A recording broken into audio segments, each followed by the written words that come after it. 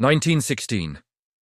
Europe is embroiled in the Great War, but in the trenches and hospitals, a new, silent, and invisible enemy emerges. It began with a fever, followed by hallucinations, and then sleep. An overpowering, unnatural sleep. People would fall asleep while eating, walking, or even in the middle of a sentence. Millions died. But for the survivors, the nightmare was just beginning. They didn't die. They turned into living statues. They remained frozen for decades, trapped inside their own bodies, fully aware, listening, and waiting. Today, we unseal the file on the sleepy sickness, the medical mystery that created a generation of ghosts. This is Dark Files Unsealed. History remembers the Spanish flu of 1918, which killed 50 million people. But lurking in its shadow was another pandemic. Encephalitis Lethargica. It attacked the brain, specifically the parts that control movement and sleep. The symptoms were bizarre. Some patients became manic, unable to sleep for days until they collapsed from exhaustion. But most simply slowed down. It was terrifying because of its randomness. It could strike a young girl in Vienna, a soldier in France, or a banker in New York. There was no pattern and no cure. By 1927, it vanished as mysteriously as it arrived, leaving 5 million people dead or disabled. Fast forward to 1969. Mount Carmel Hospital in New York became the home of these survivors. They were called post-encephalitic patients. For 40 years they had been frozen. They could sit in a chair, unmoving, for an entire day. They didn't speak. They didn't initiate action, but they weren't catatonic. They were there. Dr. Oliver Sacks, who studied them, wrote, "They are like extinct volcanoes. To the casual eye, they are dead.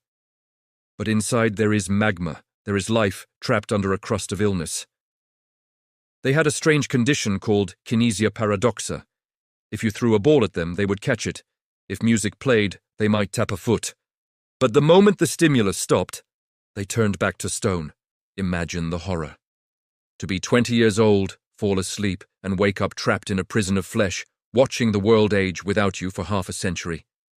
In 1969, Dr. Oliver Sacks, who later inspired the movie Awakenings, had a theory. He believed their brains were starved of a chemical called dopamine. He decided to try a new, experimental drug, L-DOPA. The results were miraculous, and one by one, the statues came to life. They stood up, they spoke, they smiled. Leonard L., who had been frozen since he was a teenager, stood up and spoke for the first time in decades. They laughed, they cried, they asked for their parents, not realizing their parents had passed away long ago. It was a summer of miracles. They danced, they fell in love. It proved that the person had been in there the whole time, intact, just waiting for the key to unlock the door. But the miracle didn't last. The brain fights back. The patients developed tolerances, then terrible side effects, tics, paranoia, hallucinations. They became manic, then crashed. One by one, the lights went out again. They returned to their frozen states. And this time, they knew what they were losing. What caused it? For years, scientists thought it was a mutant flu, linked to the Spanish flu. But modern testing of preserved brain tissue found no flu virus. The leading modern theory is an autoimmune disorder.